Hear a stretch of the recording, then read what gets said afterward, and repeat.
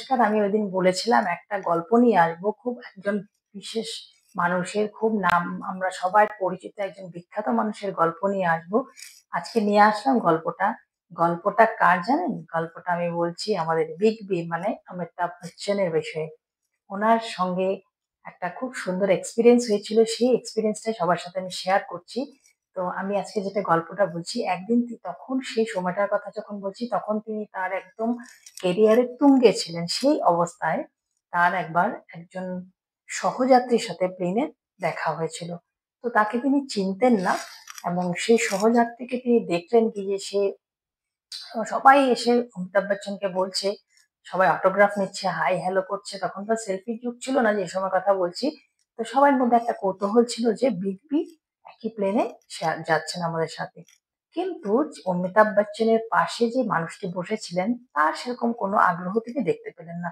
সেই মানুষটি কন্টিনিউয়াস একটা পেপারের মধ্যেই তার মুখটা গুজে রেখেছিলেন। তো পেপার পড়ে যাচ্ছেন, তো তিনি অমিতাভ বচ্চন ভাবছেন এই মানুষটি হয়তো বা কোনো টিচার বা কোনো লেখক, সেই ধরনের কোনো পড়াশোনার জগতের মানুষ। কারণ তার কোনো এদিকে কোনো লক্ষ্যই নেই যে অমিতাভ বচ্চনকে নিয়ে সবাই কি মাতামাতি করছে। ওই সময়টাতে অমিতাভ বচ্চনের একটু কৌতূহল হলো যে কি আছে তার, মানে তার বিষয়ে একটু জানার, উনি কে। কিন্তু উনি ওনার সাথে একটু সৌজন্যতামূলক একটু হাসলেন। আপনি ভালো কোথায় যাচ্ছেন বা কিছু একটা এরকম জিজ্ঞেস করলেন যে আমি অমুক, বললেন যে আপনি তারপর উনি না একটু কায়দা করে জিজ্ঞেস করলেন আপনি কি সিনেমা দেখেন? বলে দেখি। তো লাস্ট কোন সিনেমাটা দেখেছেন? বলছে বছর খানেক আগে একটা সিনেমার নাম বললেন। তো উনি বললেন যে সেই সিনেমাটাতে কিন্তু আমিই ছিলাম, আমি সেই অমিতাভ বচ্চন। ও আচ্ছা। উনি হাসলেন এতটুকু, কোনো রকম তার মধ্যে উৎসাহ কিছু উনি দেখতে পেলেন না। তারপর যখন নেমে যাচ্ছেন প্লেন থেকে, তখন এর থেকে বেশি ওনার আর জানার খুব আগ্রহটা মিটলো না। তো উনি বারবার মানে অনেক কৌতূহল বশতই চেষ্টা করছিলেন, কিন্তু কিভাবে জিজ্ঞেস করা যায় এরকম একজন মানুষকে যে তার সিনেমার জগতে বেশি ইন্টারেস্ট নেই, সিনেমা তিনি দেখেননি, বছর খানেক আগে একটা সিনেমা দেখেছেন আজকালকার যুগে হয়ে। তখন তারপর নামার সময় তিনি বললেন যে আপনার ওই ভদ্রলোক অমিতাভ বচ্চনকে হাত করজোড় করে ওনাকে নমস্কার জানিয়ে বললেন যে আপনার সাথে দেখা হয়ে ভালো লাগলো, আমি হলাম রতন টাটা। ওনার পুরো নামটা বললেন।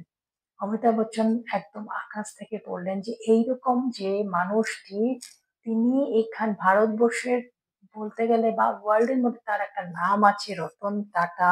সেই মানুষটা এত সিম্পল, এত মানে নম্রতার বিহেভিয়ার, সেই মানুষটি এই দুনিয়ার কোনো কৌতূহলের সঙ্গে তার কোনো যোগাযোগই নেই। সিনেমা দেখেন না, উনি ওনার নিজের টার্গেট নিয়ে বসে আছেন। ভাবুন, যারা উচ্চ মানে পজিশনে পৌঁছে গেছেন তাদের জীবন, তারা কিন্তু মানুষ হিসেবে খুবই সামান্য একজন মানুষের মতোই থাকেন। খুব সামান্য বেশভূষা, সামান্য চালচলন, একদম গ্রাউন্ড টু আর্থ। ভালো লাগলো কিনা, আমি কালকে গল্পটা পড়েছি, করে আমার খুবই ভালো লাগলো। তাই ভাবলাম সবার সাথে আমি শেয়ার করি গল্পটা। এই ধরনের গল্পগুলো সত্যি, এমনি তো রতন টাটার বিষয়ে আমাদের কাছে, আমাদের মনে, প্রত্যেকের মনে অসংখ্য শ্রদ্ধা আছে। উনার মতো মানুষ দ্বিতীয় হয়তো এখন পর্যন্ত আর জন্মাননি। উনার যা পলিসি গুলো, সেই পলিসি গুলো সত্যিই খুব ভালো। আর বিগ বি তো সবারই আমাদের শ্রদ্ধেয়। তো তার সাথে সেই বিগ বি আর রতন টাটা দুজন এক জায়গায় দাঁড়ালে বিগ বি পর্যন্ত রতন টাটাকে এক লাইন উপরে তুলে দিচ্ছেন। তো এই গল্পটা কেমন লাগলো আমাকে প্লিজ জানাবেন। ভালো ভালো গল্প শোনাবো আমি। আমার চ্যানেলটাকে যারা নতুন দেখছেন সাবস্ক্রাইব করে নেবেন। সাবস্ক্রাইব করলে আমি সুন্দর সুন্দর গল্প নিয়ে আসতে আরো উৎসাহিত হব। তো সবাই আমার সাথে থাকুন, আমার চ্যানেলটাকে সাবস্ক্রাইব করুন। আর নতুন দর্শকদের বলছি যে আপনারা না আমার চ্যানেলের প্রত্যেকটি ভিডিওতে কমেন্টস করুন। কমেন্টস করলে বুঝতে পারবো যে নতুন কারা আমার সাথে জয়েন হয়েছেন। সবাই ভালো থাকবেন।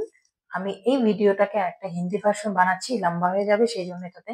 আর আমি কিছু এই এডিশনটা করছিলাম হিন্দি বাংলা দুটো ভাষাতে বানাচ্ছি, কারণ আমার অনেক বন্ধুরা এখন আমার সাথে জুড়েছেন যারা যারা বাংলা বুঝবেন না, সেই জন্য।